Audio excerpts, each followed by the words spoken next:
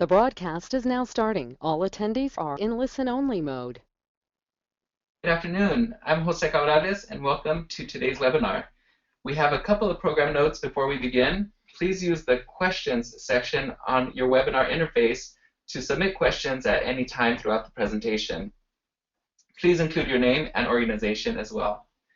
That will help facilitate a productive question and answer session after we hear from our presenters and respondents. If you have any technical problems during the call, please contact Sean Houlihan, whose contact information we sent you about a half hour ago. And now over to Deborah Santiago, COO and Vice President for Policy for Excelencia in Education. Thank you, everyone, for joining us. It's a great time to be talking about Unidos and community organizing on behalf of Latino student success.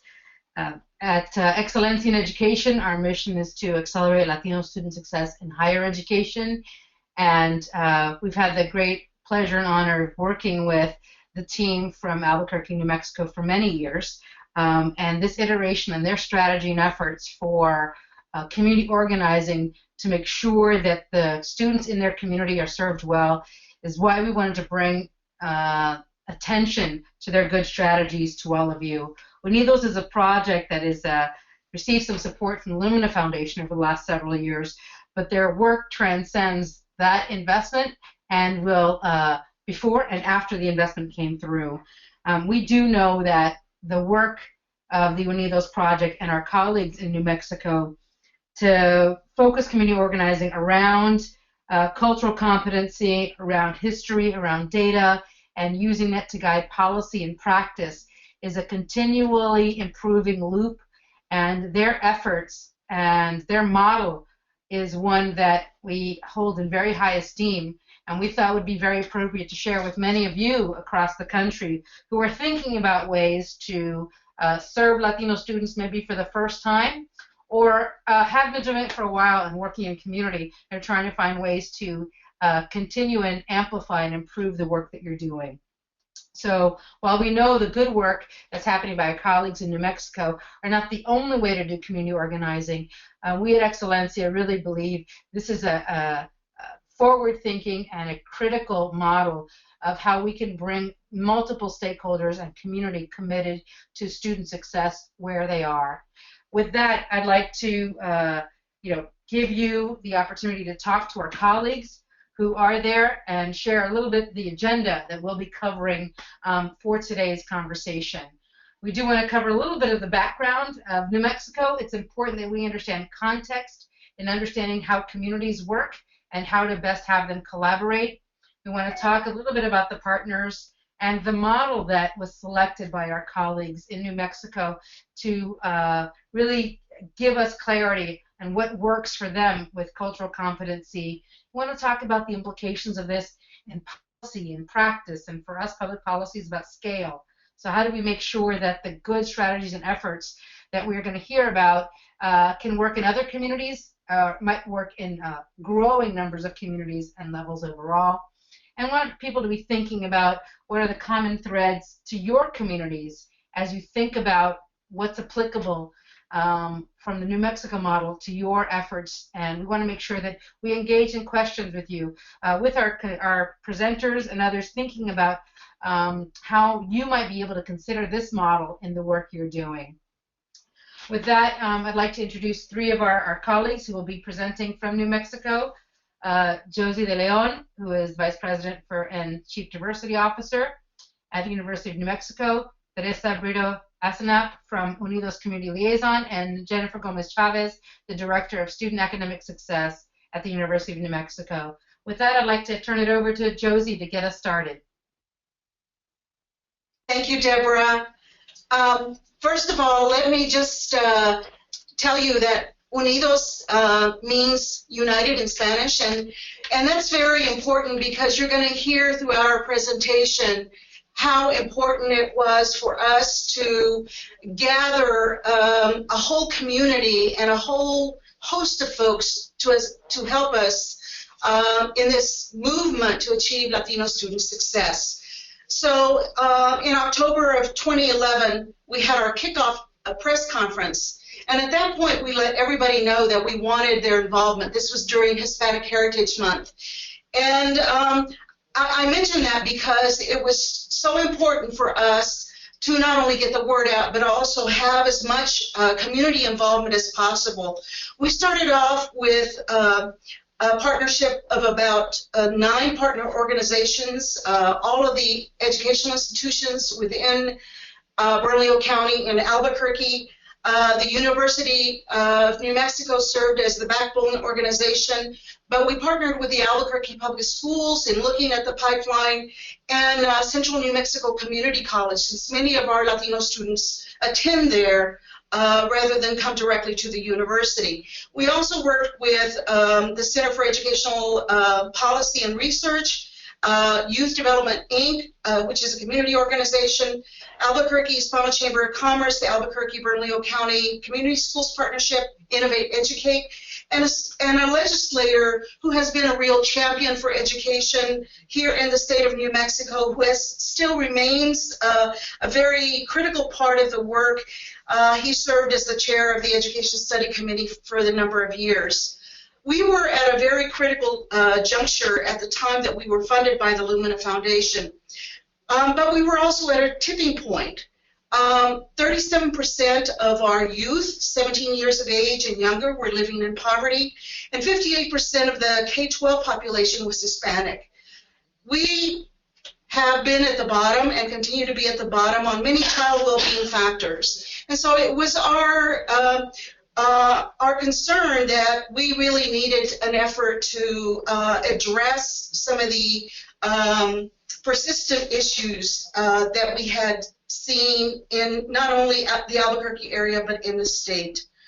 The funding of the Unidos project came on the heels of the passing of the Hispanic Education Act in 2010 by the state legislature, and we are the only state in the nation with such an act that is focused on Hispanic educational attainment and is also focused on getting to that point by parent involvement, collaboration, and student success. And you'll hear in a moment how that really has become a vital part of our work, as well as we align our efforts with initiatives around the state. New Mexico is a very diverse state. In fact, we're considered one of the most diverse states in the nation. Perhaps our diversity looks a little bit different than other communities. We have 22 Native American communities. Hispanics make up 47.7% of the state population. We have representatives from every Spanish-speaking country in the world.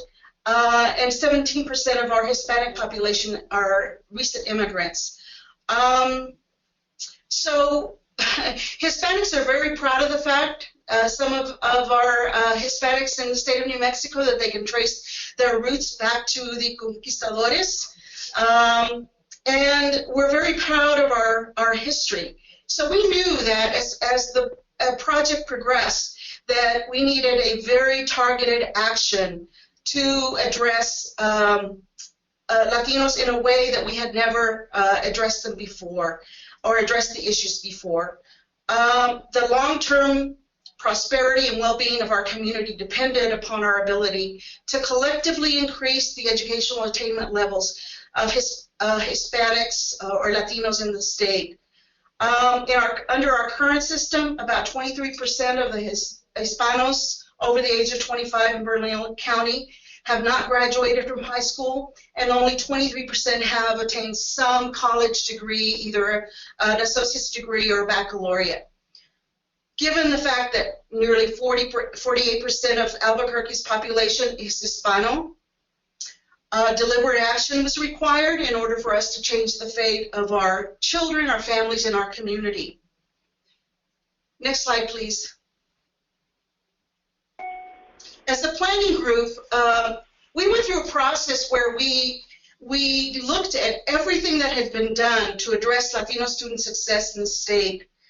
Most of the efforts were really great, but they had not been sustained.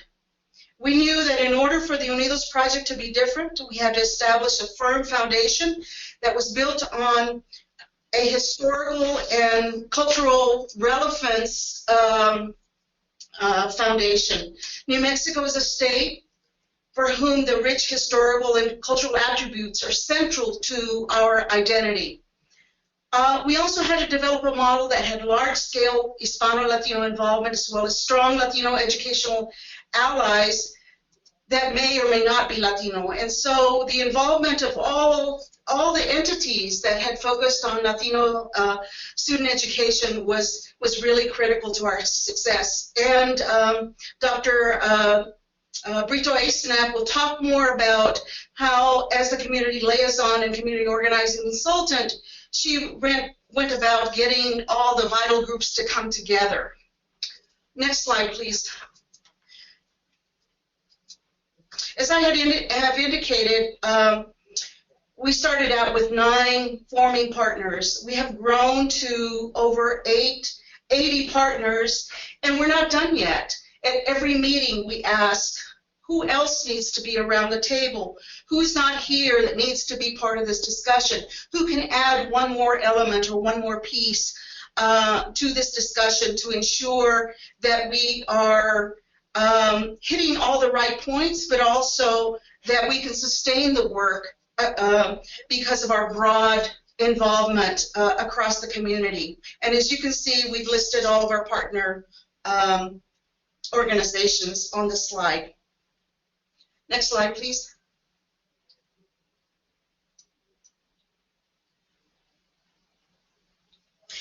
So rather than talk about the pipeline, you very often hear about the educational pipeline.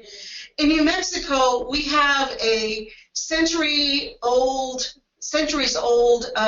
system of irrigation or water delivery that's called an acequia. And so we use this metaphor of an acequia to really talk about the transition of students moving from, moving through their K-12 education and transitioning into post-secondary as an acequia.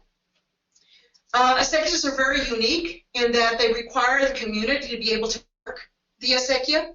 And so here you see a model of how the acequia works, with the water coming down from the mountain and moving into the communities. And many communities would not have a source of water were it not for an acequia. You'll see in the diagram that we've also titled the various strategy groups aligned with their work as part of the idea of the acequia. And so it became very easy for us to talk about the transition of students by referring to this metaphor, and it became central to our work.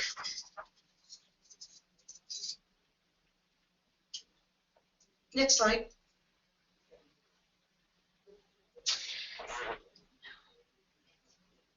So during the integrated action plan development phase, as I looked at what we were doing around collective impact, I recognized that as an organizer, as a community organizer, because I've always done that as part of the work as an educator, I recognize that community organizing models are very much like the collective impact model. They have the same elements. I recognize that they are earthy. They are about grassroots. They're about bringing people together who are willing to cultivate the relationships to make it happen. And so it was organic to the Acequia model as well, because as we integrated community organizing with collective impact models, it made sense that in a diversity-rich community such as Albuquerque, where we really needed to hit at the grassroots of why we have an almost 40% dropout rate, this might just offer a type of hope in carrying out our work as we proceeded. Next slide. So at this time, we're going to be reviewing the 4 strategy work groups. The Unidos project is built on 4 strategies with the no wrong gate approach. Each strategy is represented by activities that were defined and led by strategy work groups. And as we developed each strategy, the purpose was to identify ways to support all Latino and Hispanic students in their educational journey. So we really worked diligently to try to provide as many mechanisms to help our students stay on track toward degree completion, as well as get them back on track. So as I go through each of these strategies, I will review with you just the general overview of these strategies, but listed below you can see some of our focus points. So the first strategy is opening the gate, redefining and scaling up services to support students and families. Abriendo la compuerta. The objective of this strategy is really to provide a seamless system of academic and non-academic supports for students at Albuquerque Public Schools, Central New Mexico Community College, and the University of New Mexico. And it also is focused to help us identify students at risk of dropping out of high school or college and connect them to the appropriate support services. Next slide. Strategy 2 is increasing the flow, helping students understand the transformational power of education. A focus of this strategy is to increase the number of students who are able to successfully navigate in, through, and out of our educational institutions. We want our students to be motivated to succeed by helping them understand their transformational power of education in their lives. Strategy 3, next slide. Strategy 3 is reclaiming the flow, bringing students back, recuperando la corriente, and this strategy is really focused on a way to bring back students who have either dropped out or stopped out or even pushed out of their educational journey. And then our final strategy is strategy 4, which is removing barriers, institutional development to facilitate seamless transitions, called La Limpia. And this strategy is committed to identifying and removing any barriers that could be blocking a student's pursuit toward reaching college attainment by reviewing each of the partnering institutions' organizational values and practices. And our goal here is really to create greater equity for our Hispano-Latino students within each of our educational institutions, as well as to combat the culture of low expectations. So as we've stated before, next slide, that our work has been based on a collective impact model framework, because our goal has been to produce 55,000 post-secondary degrees and credentials by the year 2025. And so we've kept this goal in mind. So by using the collective impact model framework, we had to first begin by discussing with our entire community on how we could come together. A lot of healing had to happen because there had been prior attempts to really increase Latino student success. And so together we began to break down silos, break down those historical hurts that were created, and we began to create greater trust and developing a greater sense of familia y respeto. And together we really created core values that helped guide our work for each of our strategy groups. So community organizing is a historical method for building a power base to take on an issue or a set of community problems. So again, it made sense that we use such a model in order to bring it together, because it brings together the right partners, as Josie mentioned, that then allow for collective power to be established and result in collective impact to begin providing some solutions to the issue. I want to use a metaphor for you to keep in mind as we talk just a minute about community organizing, and that is to imagine quicksilver or mercury. When you divide it or separate it, it's scattered. Once it's gathered into one element, it becomes a powerful agent, and that's what I believe we could do, because as Jen said, we had tried many other things, but we had to build the trust to come together collectively to actually do it. So I've been in Albuquerque all my life, worked at all 3 institutions and with many community-based organizations, so I was deeply familiar with individuals in the 3 institutions as well as many community-based institutions and governmental entities. So I intentionally began the process of building the relationship with them to gather, if you will, again, go back to your Quicksilver imagery, the collective power that each one could bring. So each one not only brought whatever power they had, but they also brought the community assets together, because people in institutions who run programs, community-based organizations, they all have community assets that they can bring together and have then collectively much more power and many more assets to bring to the table. So community organizing requires building relationships on a one-to-one basis, literally. I think you can go on to the next model. That's fine. So by literally, I mean that you have to, on a one-to-one basis, meet with people, talk to them, and ask them what interests them. What is their self-interest in the work that they're doing, either in their institution or their organization? And through that process of actual conversation, you discover the passion that they have for systems change and their willingness to commit to long-term work.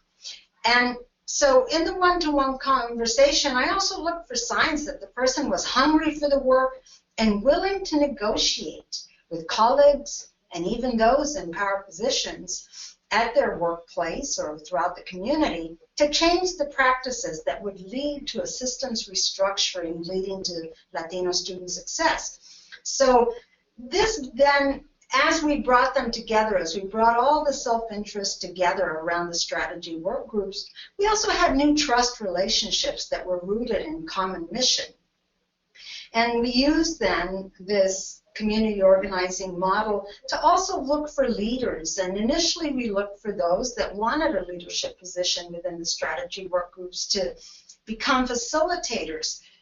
But as I worked with them to try to teach them community organizing, I also worked with them to let go of their power and build another new leader. And so the leadership was rotated, facilitating the groups and in bringing more people to the table in order for us to galvanize that collective power relationships that was forming and eventually was totally formed. And so one important aspect to know is that as we build relationships, we have to build public relationships. A public relationship really is that one that is built on common ground, but goes beyond the usual that we sometimes feel that in the warm embrace, the warm salutation to each other, that we're in relationship. No, a public relationship now is built on that one-to-one relationship where you get to the fire in the belly with each other as colleagues and as people willing to commit to the work over the long term.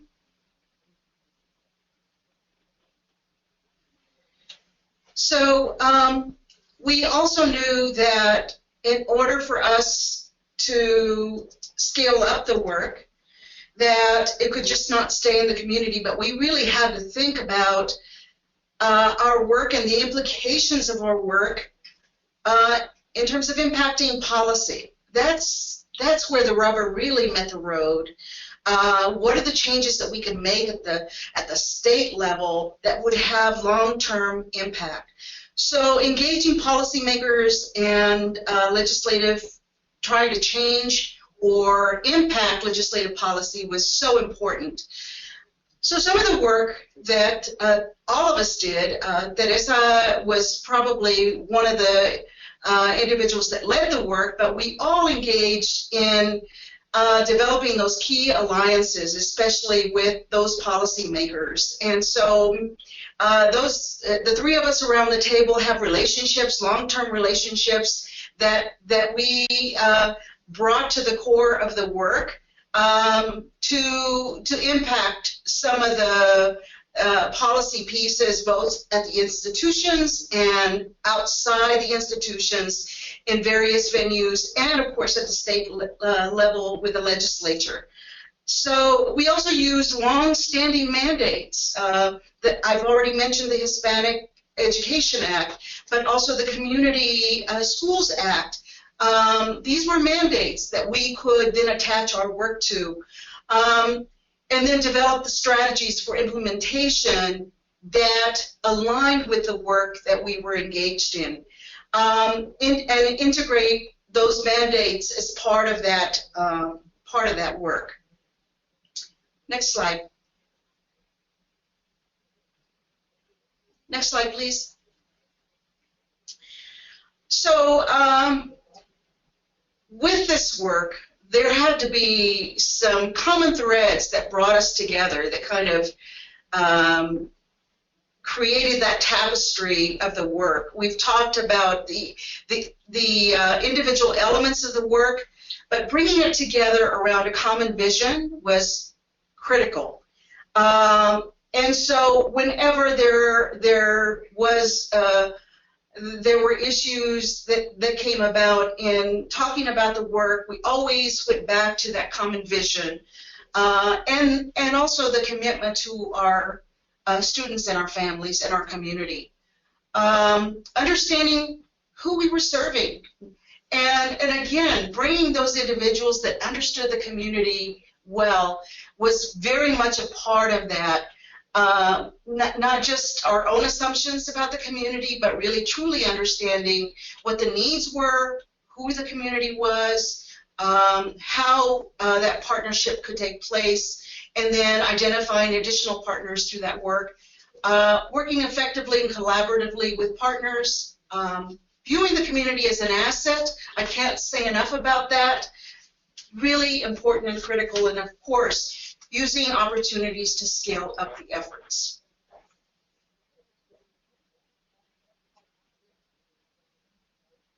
Next slide.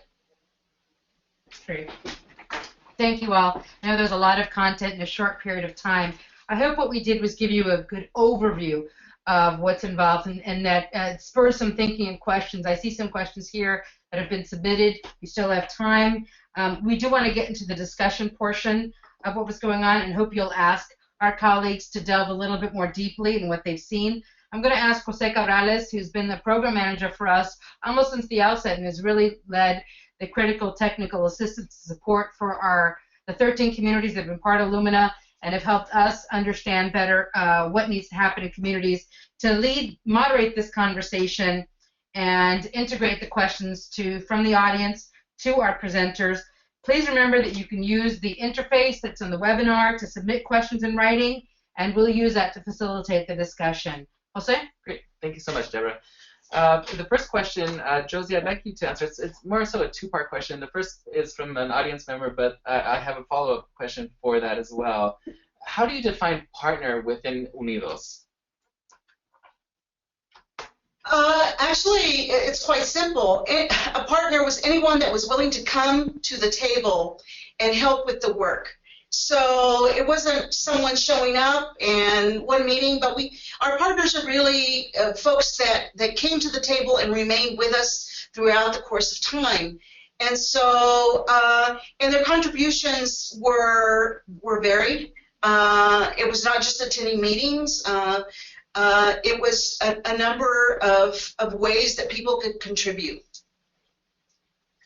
Now were all of the partners engaged in all of the strategies, or did you have some partners, for example, YDI, engaged in one strategy but not the other? How did you choose, or how did the organizations or partners choose which strategy they best fit into? In community organizing, you actually always develop different types of partnerships, again, going back to the one-on-one, based on, what people feel their contribution can be or where their self-interest is. So in community organizing, we call them primary, secondary, and tertiary partners or leaders in the work. And so depending on the phase of the work, what was being accomplished, and I'll give you a very concrete example. In the strategy work groups, we had a lot of primary leaders in there who wanted to commit to the work long term and get it done. And they stayed with us completely through the whole project. But we also had some secondary leaders, even out of that group, who then would form the background work when we needed it. We had some tertiary leaders that we identified that would help us. For example, when we had the community resource fair, they would bring their own resources, their assets to those types of things. And so some worked on the strategy work groups, and then the more influential power-based leaders, those legislators, those people who work for the city of Albuquerque, who were in administrative positions with the institutions, then formed the Unidos Council, which met quarterly. It was our backbone organization. So hopefully this helps you understand partnerships. They come in, go out as needed to get the work done. Thank you. So this question comes from Edward Romero from Texas A&M Commerce. How were students identified to be at risk of dropping out of high school? So the way we identify students to be at risk is that we work with several indicators. One of the first indicator that we all know is attendance of school. So we were able to work with the schools to kind of identify the red flags for the students on that. Now, I do want to say that we did create a community high school, which was at West Mesa High School. And through there, we actually developed a pilot through that school to better identify students at risk. So, I think the traditional things that we do look at is GPA, attendance, participation in outside activities. And in that one particular school, there are a variety of programs and services that are offered to students. And what the Unidos Project did was to align those resources to ensure that we were providing intentional opportunities and really identifying those students early on. So working closely with the counselors and the districts to early on identify those students, and then provide them with the resources, necessary resources.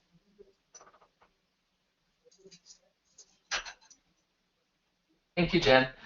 Now, what post-secondary institutional structural barriers did Unidos identify? Josie, would you mind answering that question? That's from Henry Fernandez. Yeah, well, I think that depending on whether we're talking about the Albuquerque Public Schools, Central New Mexico Community College, or the university, there are various issues. But I think there are some common ones, and the common issues have to do with the fact that in spite of the fact that we're dealing with minority-majority student population, our institutions pretty much function as if they were white institutions. So getting them to recognize what might be some things that they could do as institutions to address the needs of a growing and very very stable minority-majority population at each institution. And I will say that we went about the work differently, institution by institution. Within the University of New Mexico, of course, I serve as the Vice President for Equity and Inclusion, and my job is to address those institutional barriers. We know that campus climate is one of those. I mean, how do people experience the university? What are some barriers in place for first-generation students? What about low-income students coming to the university? Financial barriers are very much a part of that. So how do we begin to address those barriers at each level? And so we began to have discussions to pinpoint what the barriers might be for students at Albuquerque Public Schools, for instance, or at CNM. As a consequence of some of those discussions, the Albuquerque Public Schools actually developed an Office of Equity and Engagement with a focus of getting more parents involved in their child's education and doing things differently as the public school system. And these things take a lot of, take a long course to address, and so you don't begin to see changes immediately. But just the fact that that Office of Equity Engagement was instituted within the Albuquerque Public Schools was a big win for the Unidos project. Our hope is that we can continue the work, and around the state we're seeing that more and more institutions are beginning to think about how they address their very diverse student population. So that's a long-winded response to your question, but I think that the work is very complex. It involves some real evaluation and examination of how things have been done and how we might do them differently and better to meet the needs of the students that we're serving. Thank you, Josie. Can you define your Latino students and families? Are they newly arrived, or are they students that have been in the system for a long time? This question comes from Mary Jo Rendon. Are you talking about in the public school system, in K-12, or where you? The ones you're serving. It's a mix. Yeah, so our students are actually a mix of students. You have families here that have been here for generations, 4 or 5 generations, and then you have other newly arrived Latino students who've moved in from other states, but then you have a large amount and growing amount of undocumented students who are coming to New Mexico, and partly because in New Mexico we're one of the few states that offers the lottery scholarship. So we also offer that scholarship to our undocumented students. You can get free tuition if you've been here for 2 years in the state of New Mexico and you've graduated from one of the New Mexico high schools. So we do have, as indicated before, we have a mixture of Hispanos in our state. Thank you, Jen. Can you, we're getting several questions, so I'm trying to comb through them as much as possible so we can answer all of the questions that are coming in through our dashboard here. This question comes from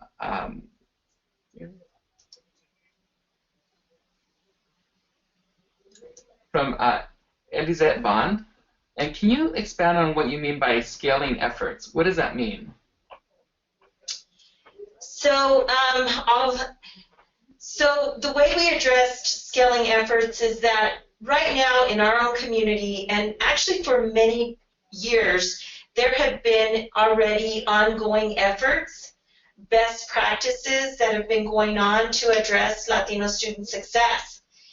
But they're at a smaller scale. So what we try to do is identify those best practices and figure out ways to scale those practices up, right, so that we can reach a larger number of Latino students.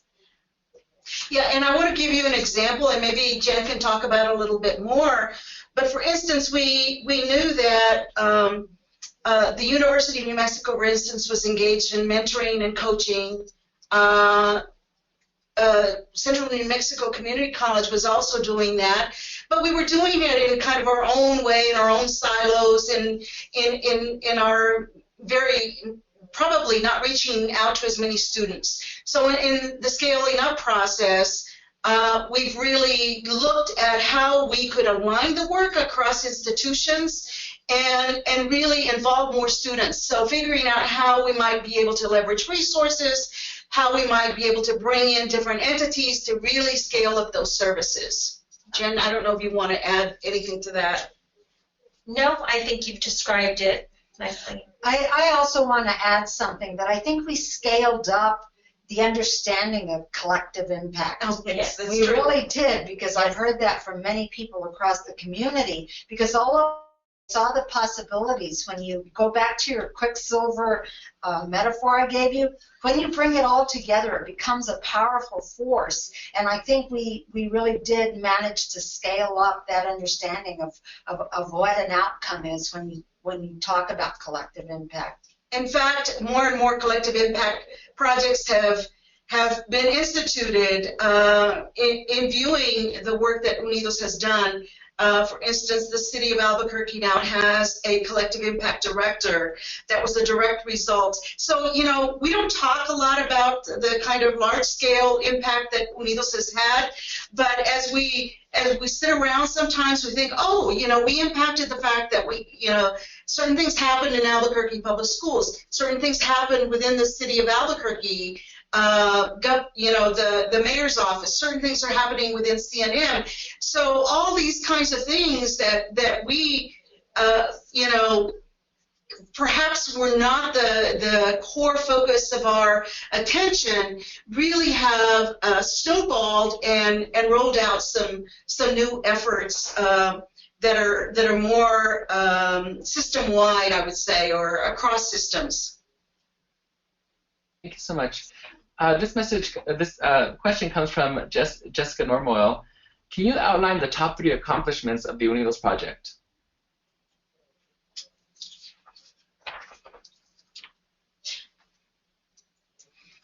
So many. We want to start. Yeah, I'm sorry, we're pausing because there are so many that, but I think as for me, being the director of student success at one of the educational institutions, I think for me is that we are seeing a historical increase of retention rates.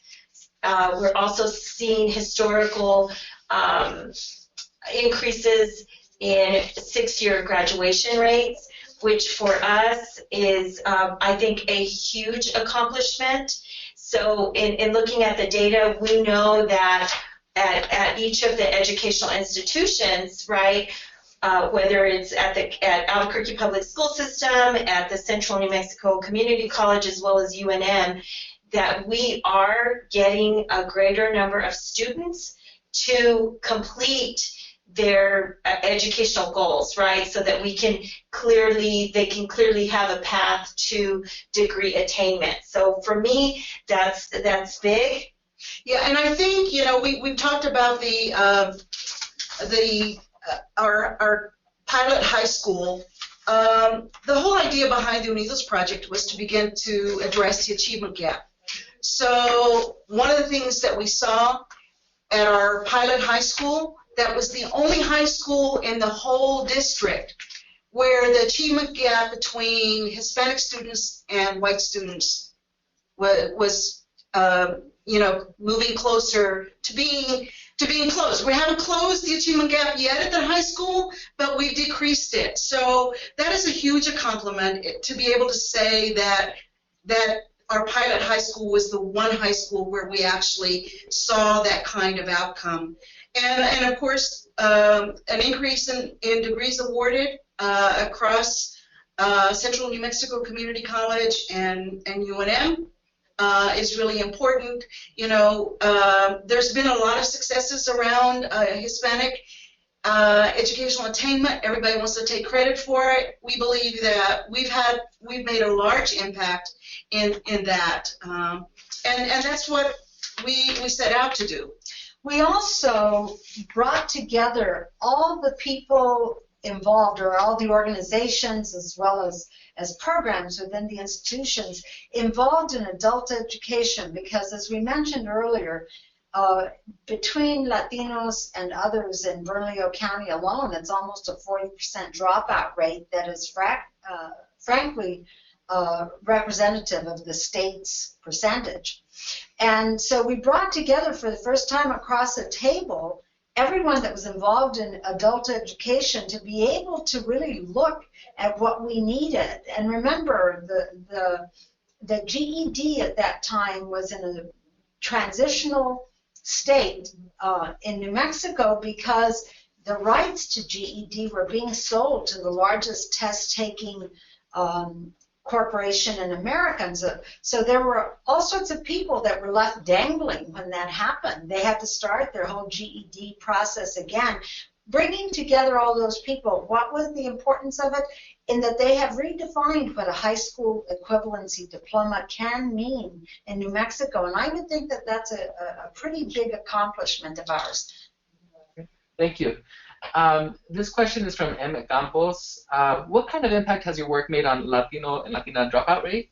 And what data and data methods are you employing to measure success? So Jen, and this probably aligns with strategy 1, but also Jen with your work with UNM.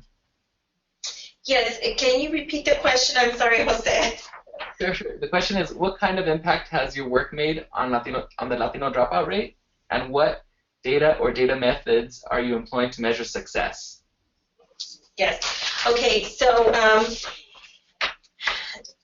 what we have tried to do is, again, going back to the question on scaling up, is that we already have an existing programs that are at Central New Mexico Community College as well as the University of New Mexico College, University of New Mexico University.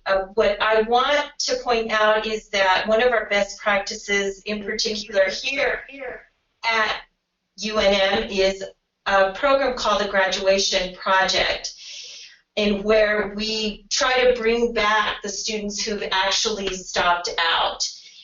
They were nearing completion, so we've really made an effort to bring them back, offer them tuition assistance, and offer them that one-on-one personalized attention to navigate to college completion. We also have another project called Graduation Express, which we continue to try to scale up, and it's really working with our students who are within 6 years of graduating. So we look at first-time, full-time students who've entered, and we track them to ensure that they continue each semester toward graduation, completion, degree completion. And how do we do this? Is that data. We do look at data. So we look actually almost weekly to see who's dropped out, who's on target, who's not, and we do individualized work with the students. And we also work with all the academic advisors throughout each of the institutions so that we can offer any support. We provide data, but more importantly, we really try to figure out strategies either to keep them on track or to bring them back into the pathway. So it is looking at the data, both on those who have dropped out nearing degree completion, as well as using our first-time, full-time cohorts, looking at those to ensure that they finish within the 6-year time frame. Thank you, Jen. This question comes from Terry Beltran. Who can we reach out to if we come up with added resources that can help reach the students? And she's representing Hasta Latina. Would you repeat the question? And I don't know whether or not you can be more specific about who do we reach out institutionally, community-wide? Well, I think that the question, as I understand it, is that if you were trying to engage more students and you had more resources, so beyond where you currently are, who do you reach out to in order to get more students, more participants involved in what's going on? Well, I think that that's essentially where we are in this 4th year, in that we have expanded our base into more programs within the institutions, as well as within those community-based organizations that have all the families that are really seeking some help. And so we started an effort that we hope will be continued, in that we wanted to do kind of a cafe college model similar to our sister project in San Antonio, because again, if we don't integrate the community into the programs within the institution, we will not get to where we need to be in finding those students that truly need public education, truly need the support services that my colleague Jennifer just laid out. And so I'm hoping that we're answering the question for you.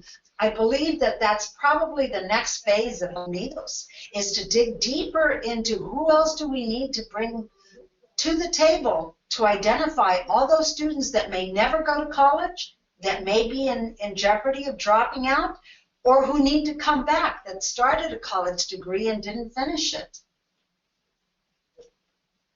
Great, thank you so much, Teresa. This is our last question from Miguel Martinez and Veronica Montes from Virginia Tech. What would you recommend for an institution that is wanting to implement something like Unidos, but is 4 hours away from where the largest Latino community comes from? It's 4 hours away from where the rest of the... Right. It's away from the Latino population. Well, you know, I think that... Not technology. Yeah, I think there's ways of engaging the Latino community that may be, even at that distance, may be helpful. So part of that might be having Virginia Tech go out. 4 hours is driving distance, and visit with the community, find out about the needs. It really is about the needs assessment of that community, and then figuring out what ways might bring that community together to be able to work on their own, what they consider to be the critical issues, working with the university. So perhaps additional meetings with that community might be held online with Google Hangout. There's all kinds of technology that can be used to engage some of the leaders in that community, and then you know, provide the vehicle for that community to do some of their work and to lead some of that work, assist the university with that work, but lead it.